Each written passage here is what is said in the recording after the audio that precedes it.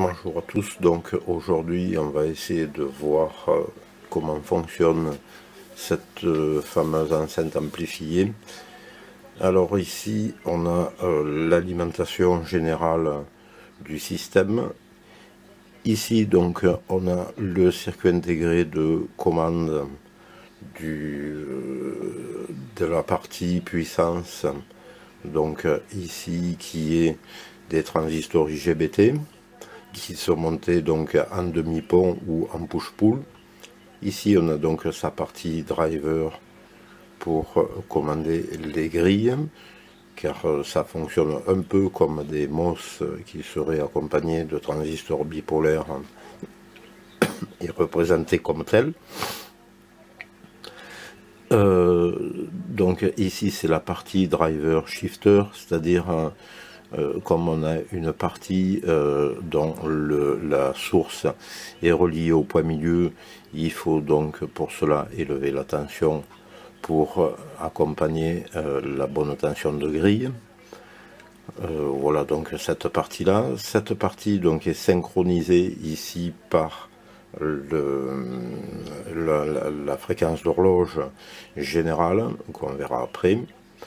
Ici on a en bas une alimentation annexe donc qui permet de délivrer du 5 volts, c'est une alimentation à découpage. Le tout est toujours drivé par des TL494, fameux composants qui existaient dans le temps qu'on trouve dans toutes les alimentations de PC. Donc ici on a la partie alimentation, donc une fois que l'appareil a démarré, donc qui permet une stabilisation car il y a une diode Zener dans la base des transistors, ils sont tous montés en parallèle ici. Ici on a ce fameux transistor et ce transistor ici qui permet d'alimenter au départ, donc comme on peut le voir ici, on a un prélèvement de tension divisé. On va après, par ce point ici, alimenter ici donc ce transistor. Ce transistor a une diode Zener dans sa base, donc stabilise la tension, alimente cette partie ici qui va donc alimenter au travers de ces transistors toute la partie ici driver et commande et faire le démarrage du système. Ici donc on a un transfo donc avec un couplage secondaire et voilà.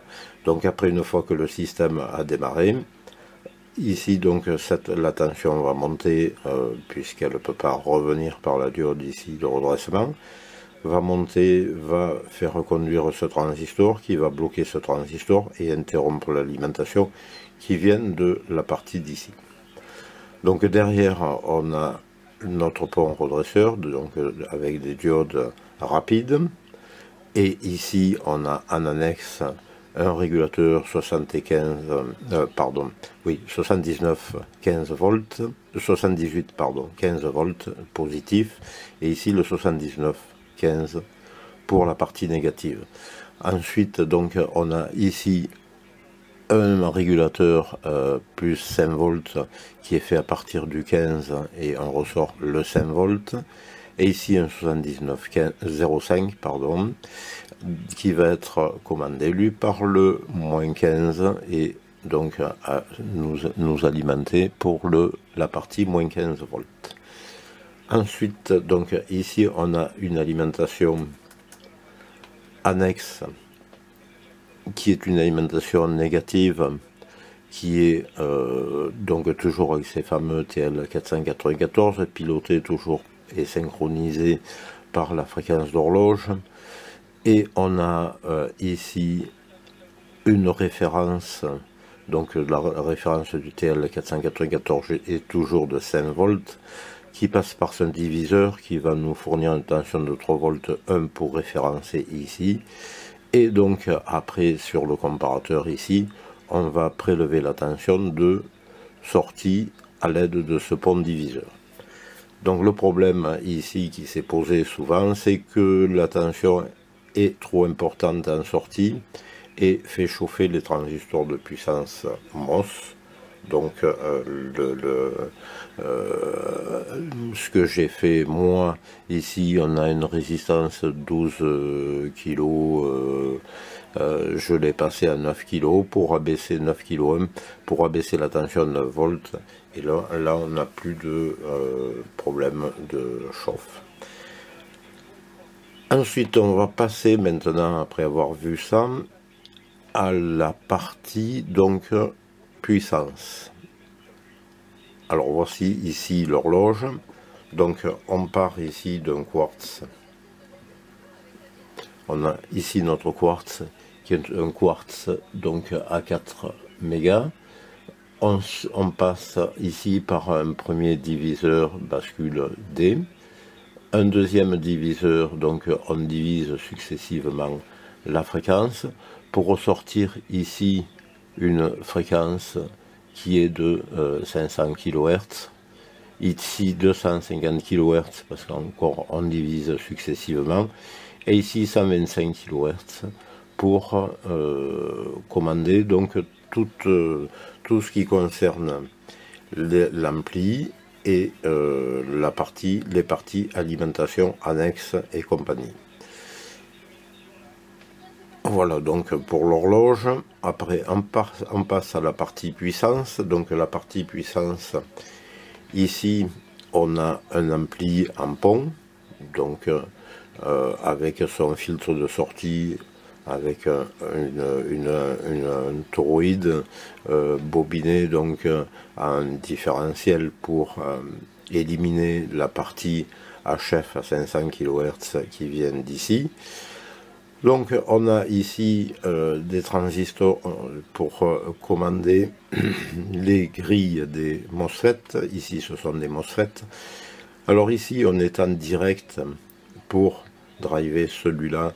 On sort donc forcément sur le drain et on va de ce fait mettre une tension positive. Donc quand ce transistor va être appelé à conduire, il va amener une tension positive de grille qui est donc cette fameuse petite alimentation, pardon, notre valeur annexe, cette petite alimentation annexe, donc VGD, ça vient ici, donc faire conduire ce transistor, tirer donc la partie de 0 ici, donc faire circuler le courant comme ça dans le haut-parleur, et en sachant que ici, toujours en opposé, celui-ci va donc conduire quand celui-là conduit aussi, et vice versa, quand celui-là conduit comme ça, à l'opposé.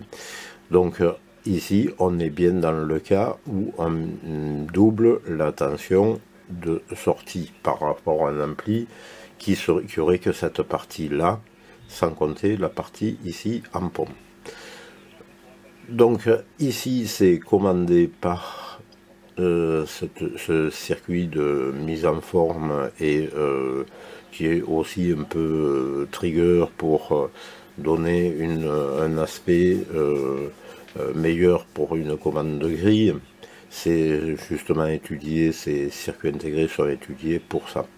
Ici on a deux diodes donc qui sont au pied, avec au pied un transistor qui, au cas d'un défaut, coupe le signal d'impulsion ici, et ici annule le fonctionnement du système. Donc ici on a la même chose, donc qui va être en opposé de 180 degrés. Si ici on est à 0 degré, ici on sera à 180 degrés. Voilà donc pour cette partie. Il y a donc pour ce cas d'enceinte deux parties comme ça. On va passer maintenant à la partie commande et traitement.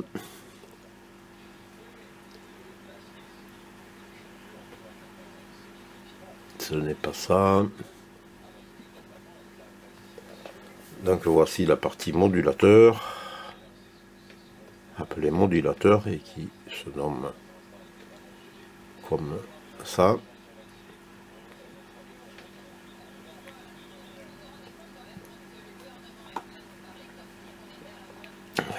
Alors on va prendre le cas ici, c'est le cas passe-bas. Donc ici on a un filtre passe-bas du troisième ordre qui reçoit la partie symétrique. Toutes les liaisons dans l'enceinte sont asymétriques et après sont désymétrisées par le filtre. Donc on va attaquer ici, on a un condensateur pour éliminer la composante continue de sortie du filtre. Et ici on a la partie donc traitement. Alors ici on a en premier lieu l'horloge. Donc cette horloge va rentrer ici à 500 kHz, donc va sortir à 250 kHz. Et ici on a un intégrateur, donc ici comme on a du créneau, ici on va se trouver avec un signal en dents de scie. Donc cette dent de scie va, comme on peut le voir ici, sortie triangle, donc va venir attaquer ici les deux amplis qui commandent l'étage de puissance.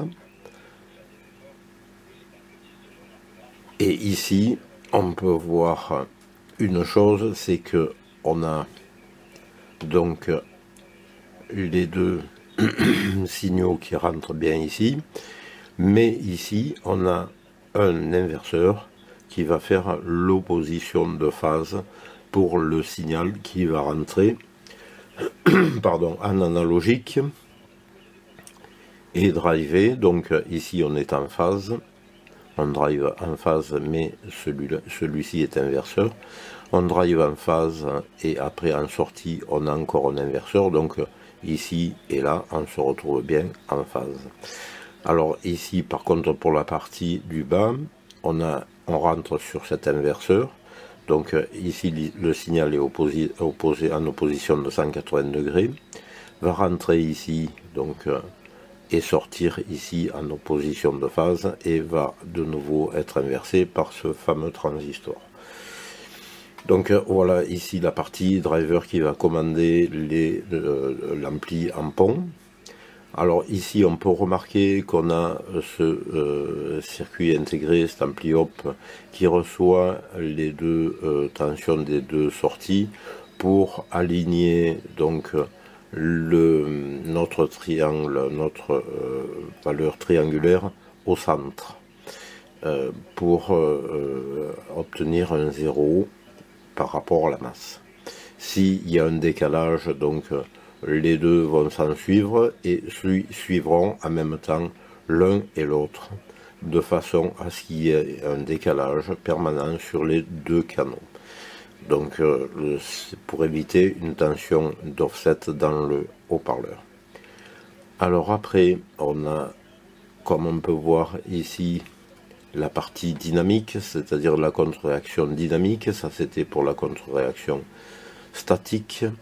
Et ici, on a toute la partie contre-réaction dynamique qui va prélever le signal soit en sortie de filtre, soit en sortie avant filtre et après filtre de sortie qui va driver le HP. Alors, donc, ici, on a un premier opérationnel qui donc va comparer les deux signaux dynamiques. Il y a comme on peut le voir, un filtre coupe haut, et ici donc encore en sortie on a un autre filtre en T qui va supprimer un peu plus les hautes fréquences. Donc ça sera pour la partie dynamique basse fréquence, et ça va attaquer ici la partie sortie et renvoyer le signal basse fréquence sur l'entrée de notre intégrateur ici, et donc de ce fait on va bien compenser et limiter au niveau de la contre-réaction. Donc c'est une contre-réaction, ceci est une contre-réaction dynamique. Celui-ci, donc pareil aussi, pareillement, contraction dynamique et aussi qui va être malgré tout statique, car comme on peut le voir ici, tout est en liaison continue. Donc c'est une contraction qui sera plus rapide que celle-là.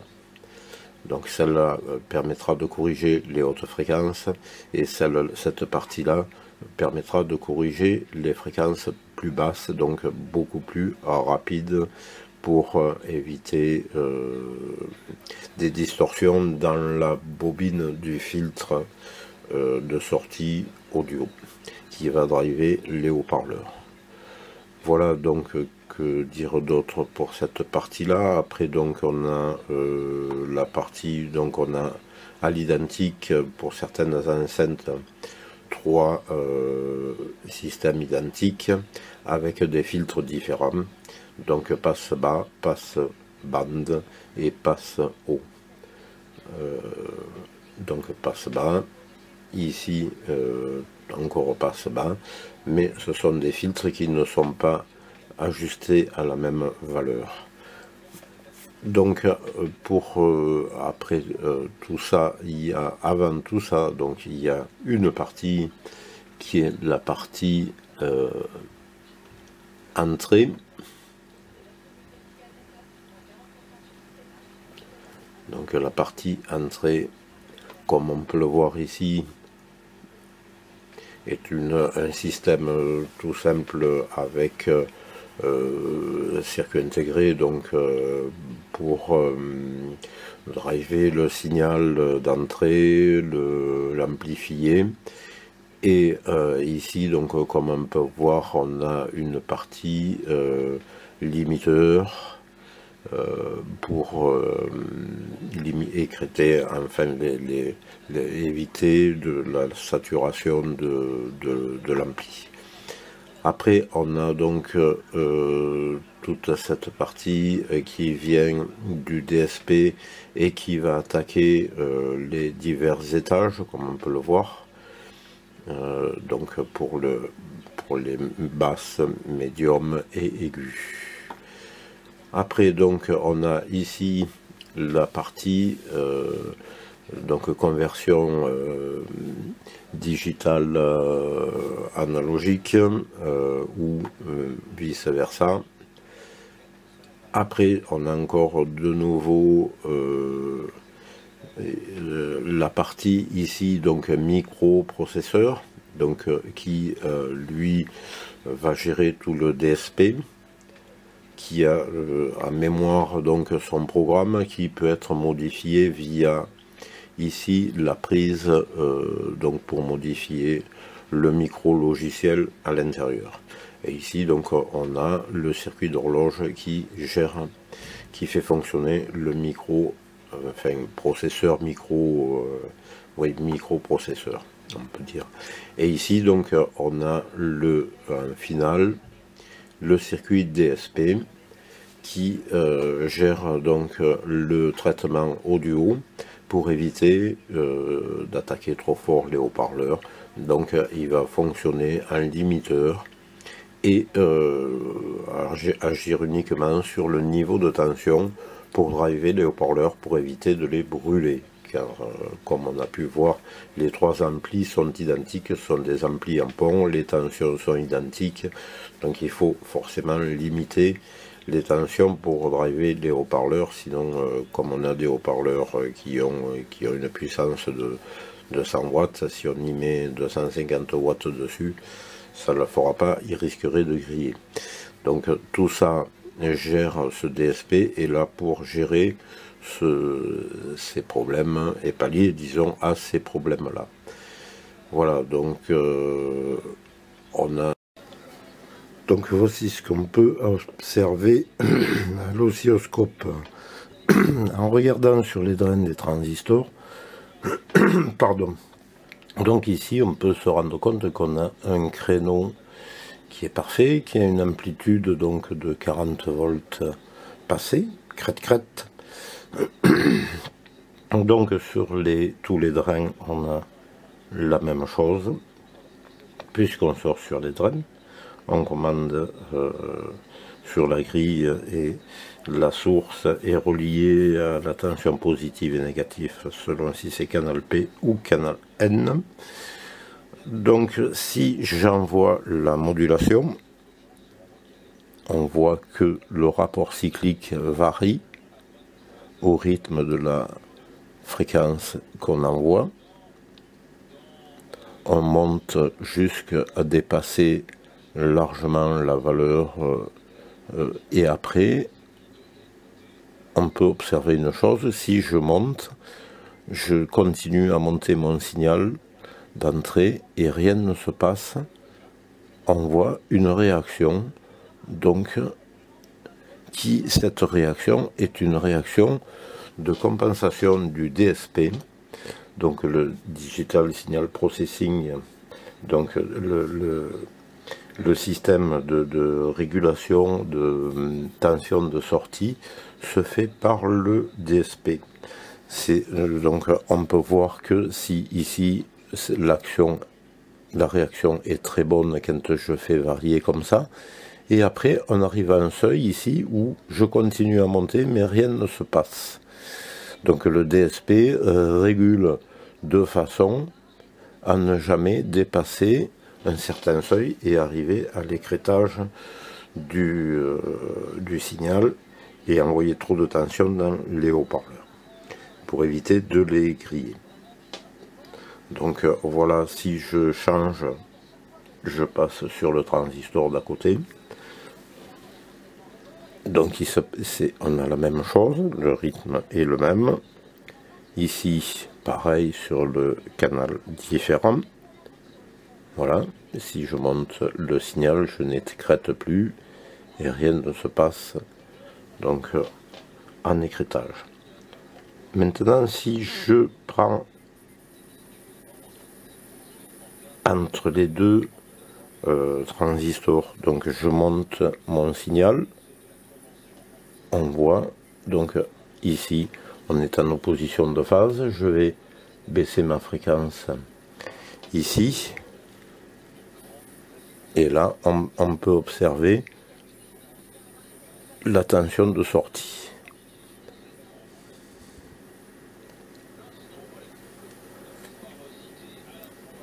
Qui n'est pas encore débarrassée de sa HF puisque là on est avant le filtre.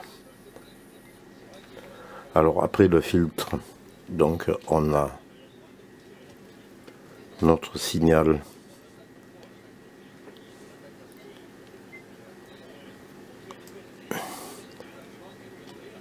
débarrassé de sa HF. Donc je monte le signal progressivement. Et voilà, donc on arrive ici à une régulation, je suis à fond et on n'a pas d'écrêtage et on voit justement le système de compensation, c'est-à-dire du compresseur, comme on pourrait l'appeler, mais c'est un compresseur numérique. Donc je monte, il réagit de façon à ce que je n'ai pas d'écrêtage ici. Donc ici on a bien un signal qui est parfait et qui est débarrassé de sa HF. Donc vous avez vu avant filtre et après filtre. Donc après le filtre, on a bien une belle sinusoïde. Je vais baisser le signal.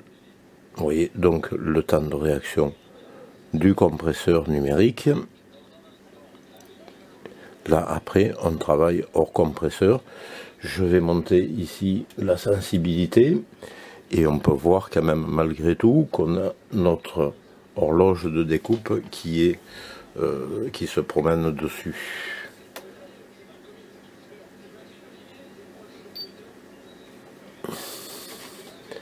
Alors,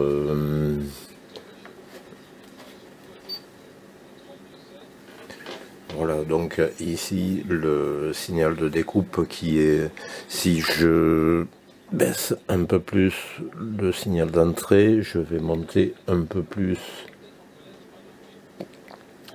On a du bruit parasite, mais qui est dû justement à la fréquence d'horloge. On voit bien ici, là je suis à 100 millivolts, qui a 200 millivolts de bruit, mais bon, sur des fréquences qui sont basses. ce n'est pas trop critique.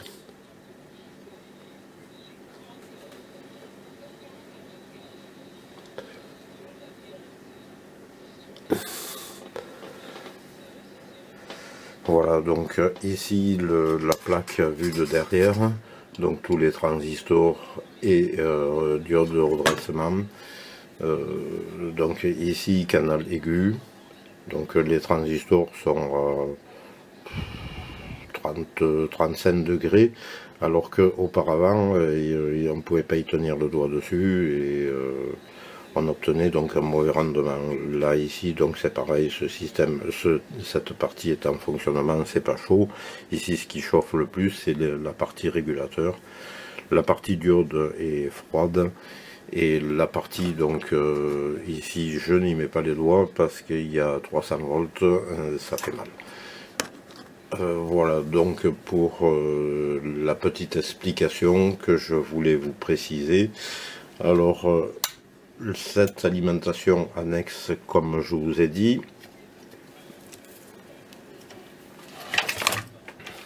cette petite alimentation annexe, elle est donc ici. Alors j'ai eu au départ un problème, c'est ici, c'est celle-là, donc qui est fait pour le 9 volts. Alors j'ai eu un problème déjà, cette alimentation fournissait au contraire pas assez de tension, donc ce transistor CMS était défectueux et j'ai changé la résistance ici du diviseur pour établir donc ma tension régulée à 9 volts. Voilà, c'est tout ce que je voulais vous dire et je vous dis à la prochaine fois.